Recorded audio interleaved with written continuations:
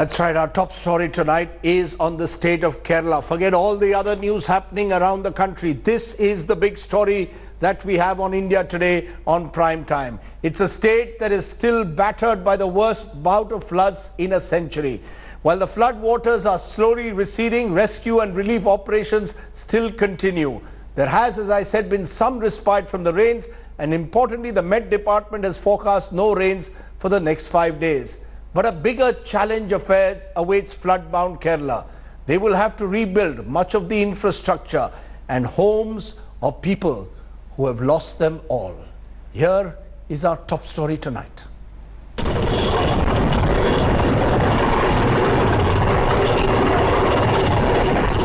After 10 days of flood havoc, Kerala facing whole new challenges as rain gods slowly relent and water slowly recedes. The enormity of rebuilding lives stares the state in its face. But the state is still not out of troubled waters. After rains in Pathanamthitta, Pamba River is flooding again. जहाँ पर कि अभी भी जल जमाव है वो बहुत ही कम हो गया है।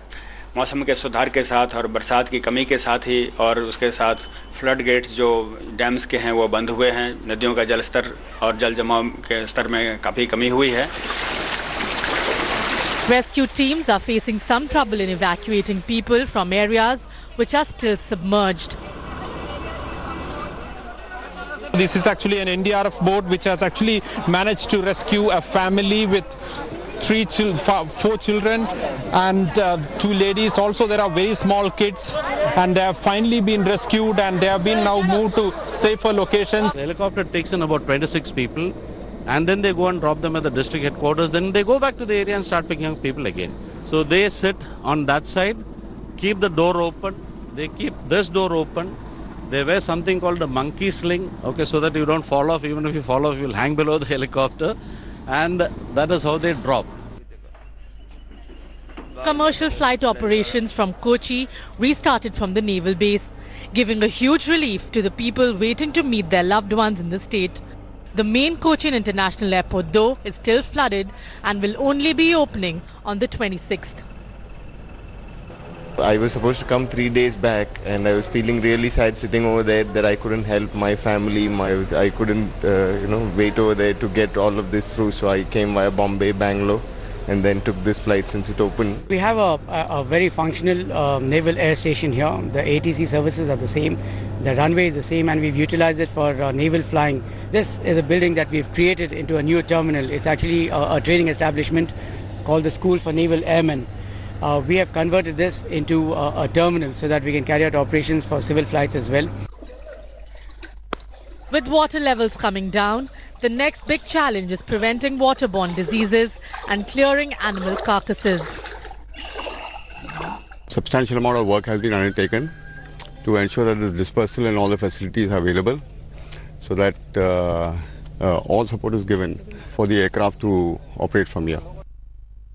The state now desperately needs first aid kits, medical gloves and masks, disinfectants, rodent killers, mosquito repellent, apart from medicines. With Shalini Lobo, Gopi Krishna Nunithan, Ankit Tyagi and Nagarjun Dwarkanath, Bureau Report, India Today. And it's not just Kerala. Karnataka too has been hit by torrential rains. At least 9 people have been killed in Kodagu, which is the worst affected. However, weather has shown some improvement on Monday, and the water levels have started to recede there as well.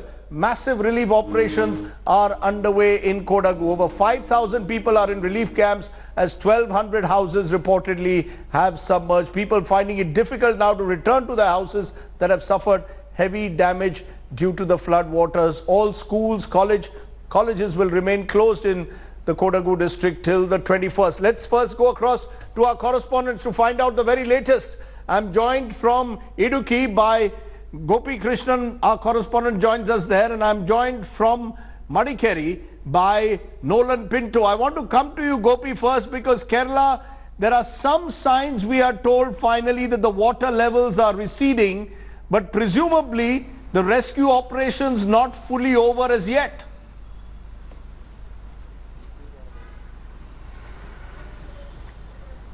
Well, indeed, Rajdeep, that is what the Chief Minister has also hinted in a press conference that he was addressing the media just a short while back. I believe it is still going on. In that press conference, he has said that the rescue and relief operations are nearing completion, which actually means that the operations are not completely over yet. He also said that the operations which are underway right now will continue until the last and final person is located. And also he has given out some numbers regarding the people who are in the relief camp, because I must actually tell that number too, so that our viewers can get an understanding about the gravity of the situation. There are more than 10 lakh people who are in various relief camps across the state, which when translated becomes more than 3% of the state population. That is the kind of devastation this monsoon, this flood and this landslide has left in Kerala. You can imagine when 3% of the population is living in relief camp. It's nothing like it before. It's nothing like the state of this generation has seen before, and that is the kind of impact that this flood has created in Kerala. How many people approximately living in relief camps? The Chief Minister emphasized on the need for rehabilitation. Because how many people living in relief camps as of now? Rajdeep, could you? Well, according to the latest update from the Chief Minister, 10,01,023 people are living in relief camps across the country. That is a staggering number. And also he emphasized on the need for rehabilitation, because now the rescue is nearing completion, relief is nearing completion. Both these issues have been looked upon. Now it's time for rehabilitation, because this is the time people will start going back to their homes. Water has started receding, so obviously they will be really anxious about whatever they have left behind in their homes. So many people have started going back to their homes, and that is why the government and the Chief Minister have announced that all these people who are in relief camp and who are going back to their houses will be provided with a cleaning kit, because that is the most basic necessity when they are going back to a home, because cleaning is going to be a humongous task. There are over 6,000 houses which are badly affected in this flood and mudslide. So all these places will have to be cleaned before anybody can even sleep in there, because there will be a lot of contamination from the water that has come down flowing. It has actually swept everything in its path, and you can imagine the kind of contamination these waters will be having, and that will certainly be left behind in the houses as well. Back to you, Rajdeep. Okay, let's then also go to Nolan Pinto, joining me from Madikeri, because in all this focus on Kerala, what we sometimes forget is that there are half a dozen districts, particularly Kodagu, which has, or Coorg as it is known to many, which finds itself completely also facing the wrath of nature. We are told the water levels are receding there, but I'm told that devastation is still across Madikeri. Give us a sense of what the situation is at the moment there, Nolan, in Madikeri. Rajdeep, you're right when you say that the intensity of the rainfall has actually decreased. Today, when we were actually touring the district, we saw many of the rivers that were swollen when we came here on Thursday. It's back to normal. But the point is the devastation. You have landslides everywhere, sometimes every 100 meters, sometimes every 1 kilometer. Now, the Chief Minister spoke this evening, and the statistics that he gives is, well, extremely alarming. 123 to 128 kilometers of roads have been destroyed. 58 major and minor bridges have been completely damaged or destroyed. You're talking about some 41 relief camps spread across not just in Kodagu but also in Dakshin Kannada district. So 41 plus about a few 9 over there. 6,600 people now in relief camps. Now, Rajdeep, the major issue is this. For the next 1 week, fine, people will stay in these temporary shelters. But what after that? That is the main problem over here. And most of the citizens we have spoken to complain, stating that the district authorities are nowhere to be seen. And Rajdeep, I've seen this with my own eyes. My camera person Madhu and myself, we have gone everywhere. It has been a complete citizen-centric operation. By the citizens, for the citizens. It's been just them rescuing everyone. Regardless of religion, creed, they are the ones who have gone out, local volunteers trying to rescue the people. But as of now, yes, the intensity of the rainfall has decreased. Since you're talking of citizens, is there for all to see. Since you're talking of citizens and citizens initiative, let me for a moment focus on that. Thank you both very much for joining me, because really it is the citizen efforts which have really been at the heart of the rescue and relief operations. Because as Kerala in particular battles the worst floods in the country, guess who are the real heroes? Our armed forces, of course, and the fishermen from coastal areas. unmindful often of their personal loss, armed with just their fishing boats and years of experience from navigating the stormy seas. These anonymous fishermen have not just been assisting NDRF, army and police teams, but they are even coordinating rescue operations on their own. Tonight, I want to salute the fishermen of Kerala.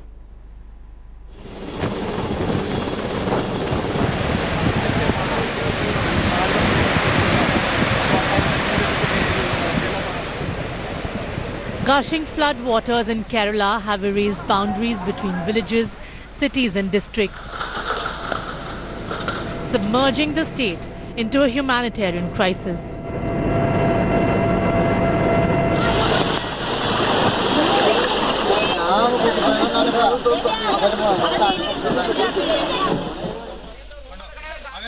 At a time like this, the state's fishermen have emerged as superheroes, venturing into remote areas with their country vessels, rescuing abandoned people.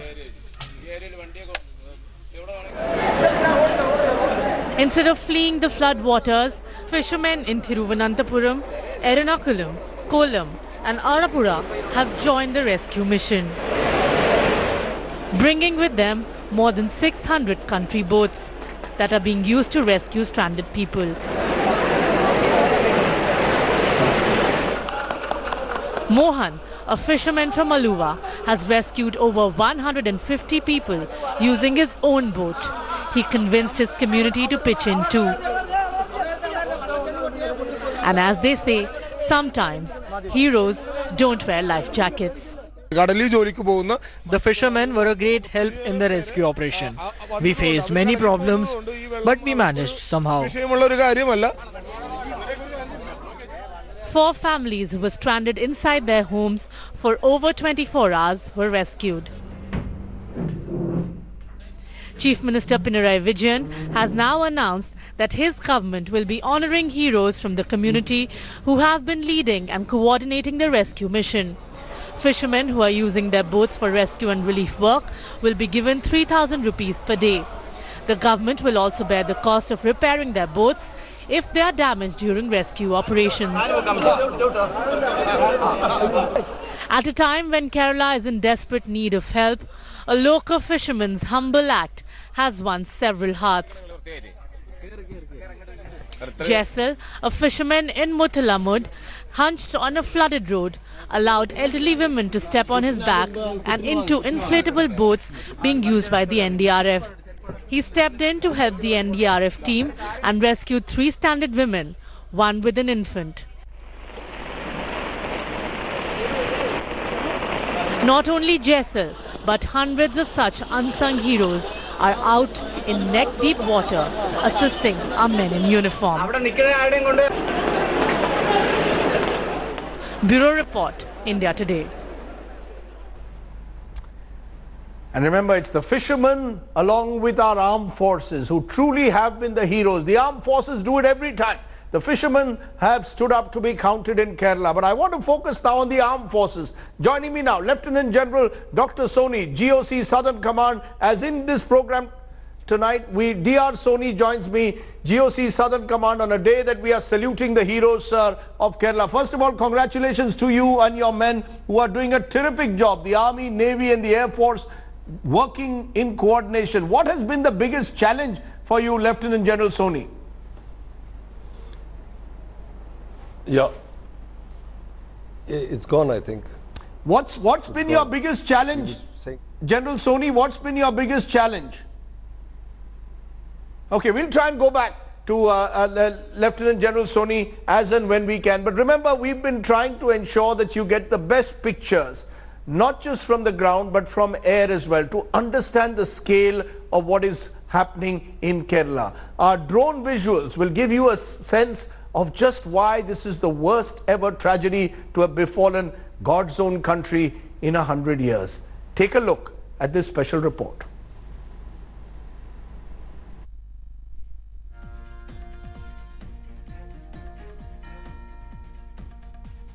Are the visuals that you can see from our drone cameras that show you how district after district today is covered in a blanket of water. This is what Kerala has faced today, and those drone visuals tell you the scale of what is happening in the state.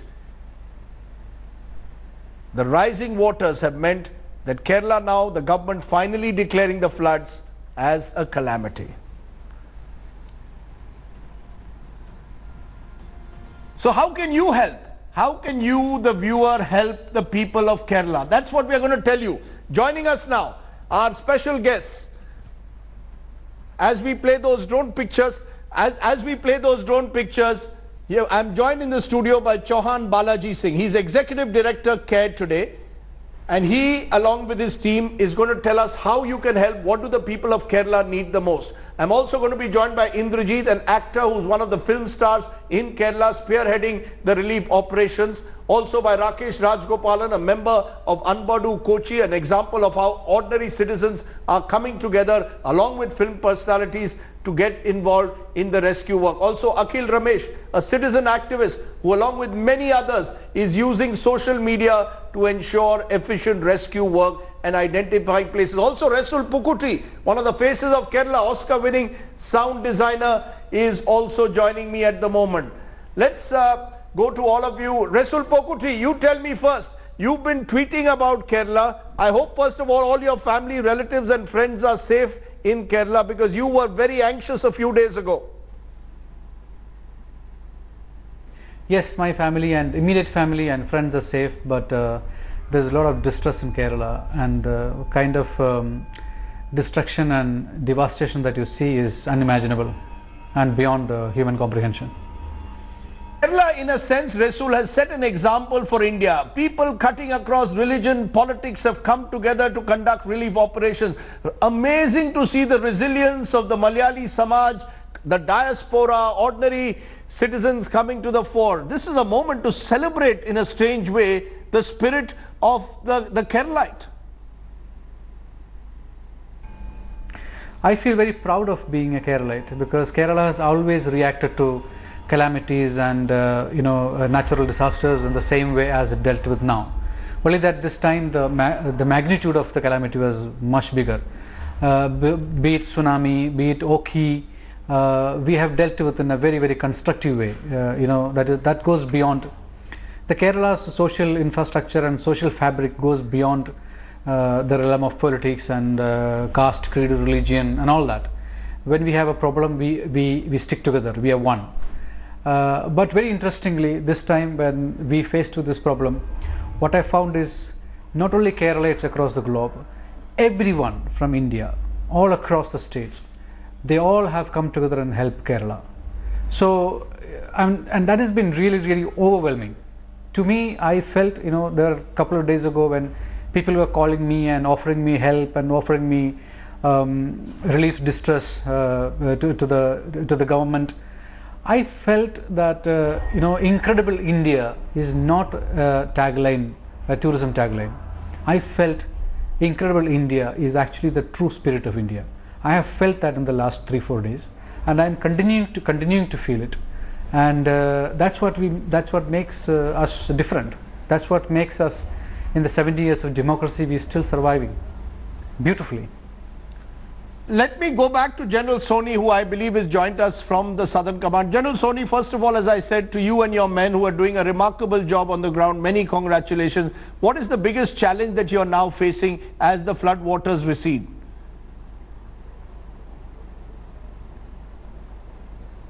Thanks a lot, Rajdeep. The problem is nothing major, but the problems start now because we have rescued people, and that is part of the issue. What happens hereafter is providing them a rehabilitation, providing them relief, getting them back to their lives. Now, these are people who've actually lost a lot of their property, lost a lot of their equipment, the stuff they had in their homes, lost their homes. To get them back, they will be tired, they will be unwell, they will be desperate to get back and start their lives again. To get them back on this road to normalcy is going to be a major challenge.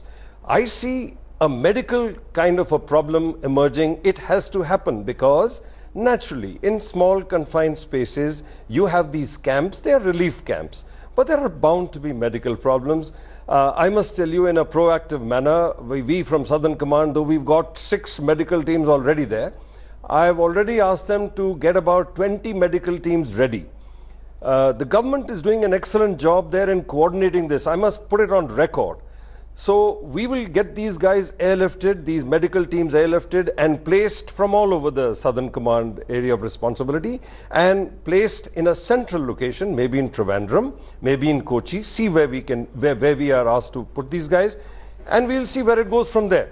And these guys, these medical teams will be to make sure that nothing goes wrong hereafter for the next 10 to 15 days at least. And are all rescue operations more or less over? Have you been able to rescue everyone that you had set out to?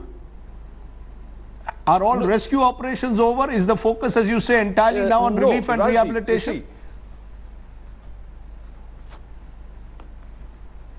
No, not at all.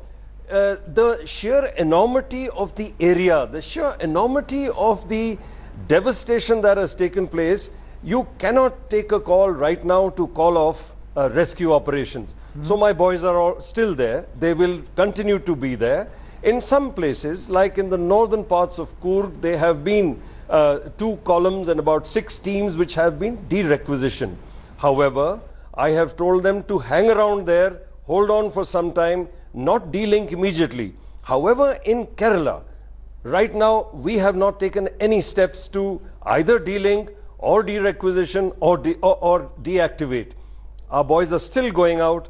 We are still patrolling these areas which are submerged, because you must understand it's so vast that behind 2 houses you won't even know that there is another family stuck there. So with their loud hailers and with their satellite phones and with their, now we are sending up drones because the rains have abated a bit. We are trying to see if there is anyone at all who we can help. How much help have citizens provided you, General? Only deactivate. How much help have ordinary citizens? I did a story on fishermen. How much help have they provided you on the ground? Is this an occasion to celebrate the spirit of the average Indian? A great amount of help.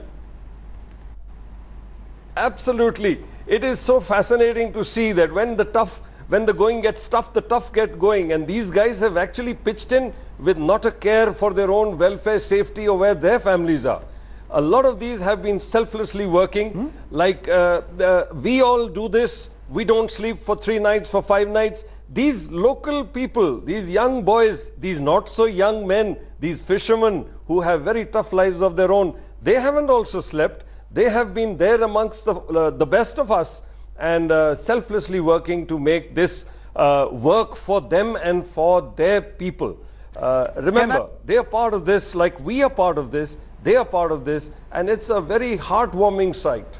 Can I, on that note, since you're, and this is it's a very heartwarming sight to see them. It absolutely is, and it's very reassuring to hear what you're saying. I want to go to Indrajit, actor, one of the citizens who's been involved, prominent Malayalam actor. Appreciate your joining us, Indrajit. You give us a sense. You and your group have been working remarkably. First of all, congratulations for the spirit you've shown. What is the biggest challenge that you are now facing on the ground? What is it that people need the most? Thank you very much.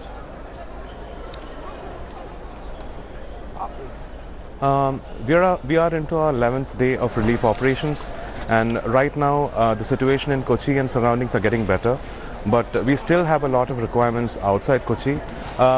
We are actually coming towards the end of the first phase where people needed basic food and water. Now the requirements are more on the sanitation side, like rehabilitation is going to, like everyone mentioned, rehabilitation is going to take a long time.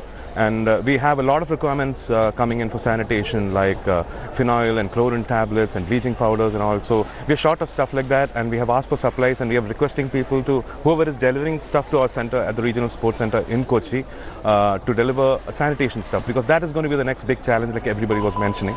So we're taking this forward. It's going to continue like for the next couple of days, and I still believe there are places in Chenganur and Tiruvalla which are deeply affected, and where the Navy is still airdropping food materials. So Cochin is definitely getting better, but there are still places which needs to be explored, where people need to be helped. Right. Akhil Ramesh, you're a citizen activist. I'm told a lot of you have turned to social media, used online sites to try and identify places where people need to be rescued. Tell us a little bit more about what is going on, what you are doing on the ground, how people can get involved in movements like this online movement of yours. Thank you so much. Thank you for inviting me to here. Before I go into detail, I would like to make clear that I am here on behalf of hundreds of lovely people who supported us in this initiative of using this social media as a tool or resource for this. Actually, it was started with once we tweeted under hashtag we shall overcome. We started to tweet first under that hashtag, which later came into the trending India list. So all about 30 plus members were in our group who collected and connected the data and verified about the rescue issues that we received over social media. Right. We ensured that there was no fake news spreading over social media about the rescue request. So you have been working to try and ensure that there is no fake news put out, that you are able to put out authentic news. Rakesh Rajgopalan, you are a member also of the Anbodu Kochi group that is working with people like Indrajit, celebrities and ordinary citizens working together. Tell us what has been the experience like. How difficult has it been? Are people working virtually night and day on the ground to ensure that relief reaches the people who need it most? Yes, definitely. Me and few of our friends have been working pretty much back to back for past 4 days, with hardly having any rest time, either to unload the supplies that is coming in or with the people requirement, getting ready for the next day for the whole flock of people that is going to gather at RSC. Right, so it's virtually a 24-hour effort that is going on at the moment. Resul Pookutty, in that sense, this is quite remarkable what is going on. There's been a lot of fake news, a lot of people who have been in this, there have been the mischief makers, but the fact is majority of Keralites, have stood by authentic news, done rescue. Does that disturb you that there are still people out there who will say that, only one community is getting the benefit of relief, not the other? Does that disturb you as a Keralite that even in this crisis, there are people out there with fake videos and fake news? Yes, I have come across messages and videos like that. I really don't understand, what kind of people are they, at this hour of crisis. If you are, going and doing things like this, what kind of mentality you are? Then I think, we believe in karma. We as Indians believe in karma. I'll do my karma. At this moment in time, I need to focus on rescuing people. I need to focus on reaching maximum possible help to my people. What you throw up will come back to you. I don't want to bother about what others are doing. I will focus on myself and what I need to do. I think if all of us do that, these hate mongers has no place in history. The reason I'm saying is because there are eminent citizens who have used social media to even spread out message as if this is the revenge of Lord Ayyappa for allowing Sabarimala temple to be open to all, including women. This is a revenge. There are others who are saying because Kerala has beef eaters, this is a revenge. What is your message in this mood at times, amidst this mood of crisis, to the people of Kerala in this hour of need, Resul? To Kerala and Keralites all across the globe, we need to stay united. We have to take a pledge that we ourselves stand for Kerala, and India and people outside Kerala has shown so much togetherness, so much unity as a country, and there are so many people, unknown people, who come forward to help us. I feel I'm truly blessed being an Indian, because with so much diversity, so many people are coming forward to help, to associate, to rebuild our lives, and we need to stand united and set an example to the rest of the world that nothing can deter the spirit of people, especially in the hour of need. And we look at the kind of work the fisherman community has done in rescuing people. They have rescued more than 15,000 people, more than the army and navy could do. They have gone into locations where the navy couldn't reach. They deal with sea every day. They have seen much bigger. It just made all of us felt that so much one set of people do just to survive, and we are struggling to stay afloat, and they do this every day for survival. So it's opening our eyes towards what others are doing for a living, and how we need to be more inclusive. The biggest lesson that I learned from this disaster is that we can just talk about everything, but we need to do at the grassroots level, and we need to be inclusive from the smallest thing to the largest things in your life. Before I take a break, and then I'll of course come back later to Care Today's head to tell you how India Today and Care Today will take this message of help to the people of Kerala. Just a word from you, General Soni. Your message to the people of Kerala and the country, as an army man who has perhaps seen many such operations, be it in Kashmir, Uttarakhand, the army is always there at the forefront. What would you like to say today, as a proud Indian, as an army man, to the people of this country? What would you like to say to them today?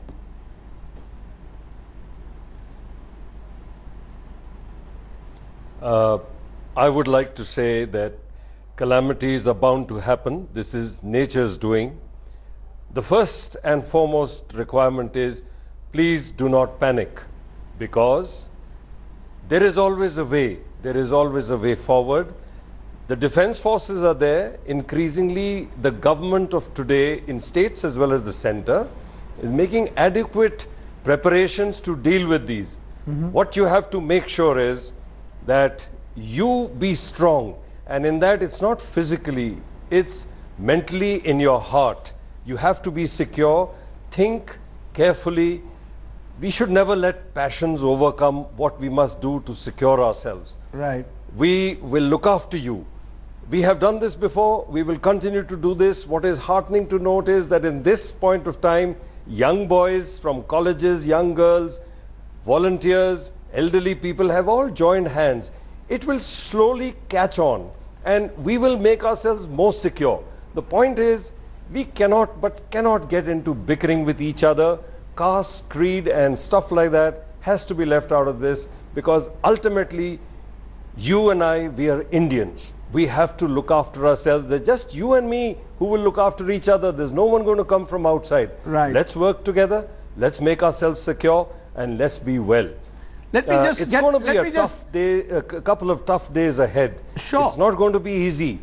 Sure. Let me just get in a word from Indrajit, Yes, actor, because the fear, Indrajit, is that once the media gaze goes off Kerala, moves on to other stories, will there be the same level of involvement of the people of Kerala, of citizens like you, in these relief efforts? Is this now going to be a continuing project that groups like you will take till Kerala is back on its feet?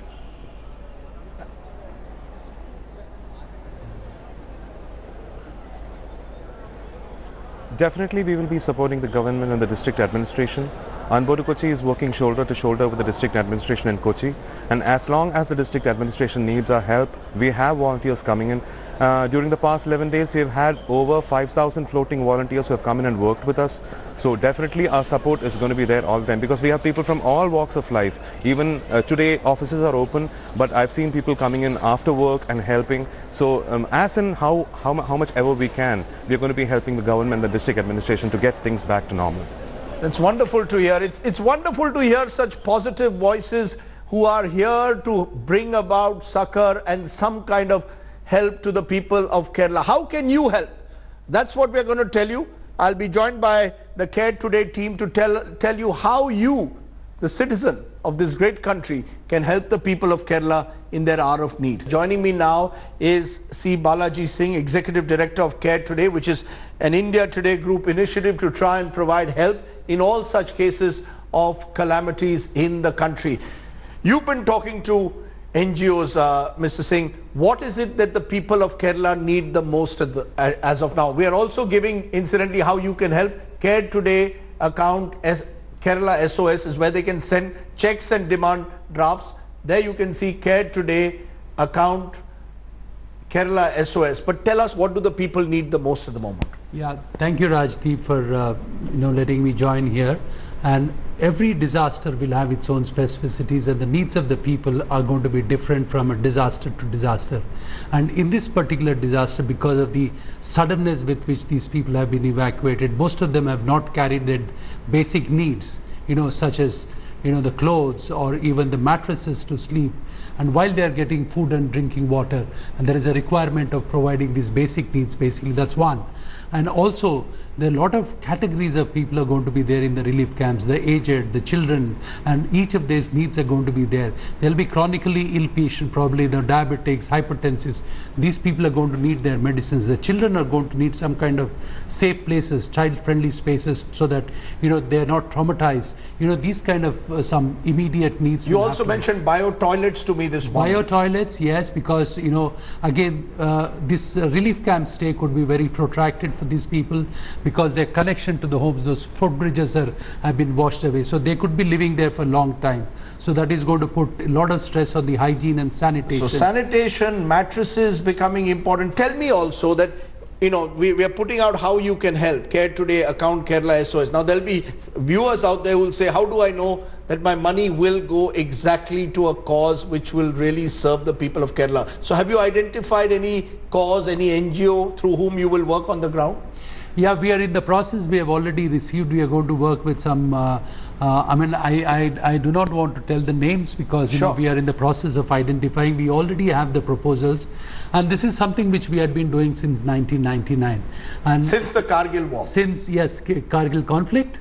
And then the Odisha super cyclone, we have responded to a number of natural calamities like Gujarat earthquake and the Kashmir earthquake and the Kashmir floods and various, and tsunami, 2004 tsunami. We have a track record of not only supporting, but we are being transparent, in the sense we account for every rupee we receive.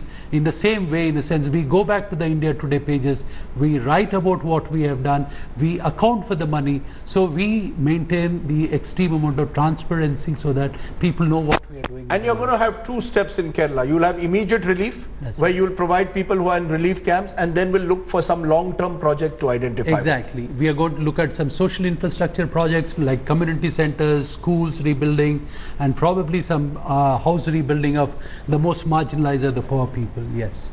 Well, that's wonderful, and I hope that your project is just one of the many initiatives that people are taking. This is what is needed at this moment, this country coming together. Remember, one last time to remind you how you can help. All donations, remember, will get a name credit if it's over a particular amount, 10,000 rupees. More than 10,000 rupees. They'll get a name credit both in India Today magazine and on air. But that apart, it gives you a chance to be a true Indian citizen and in some way contribute to what is happening to alleviate the suffering of the people of Kerala. Care Today account, Kerala SOS. That's our initiative. That's how you can help the people of Kerala. Do be as generous as possible. Let's have large hearts at times like this. Thank you very much, Mr. Singh. Thanks for watching the video. For more such news and updates, please like, share and subscribe to India Today. Also check out our other great videos from our channel. We know you will love to.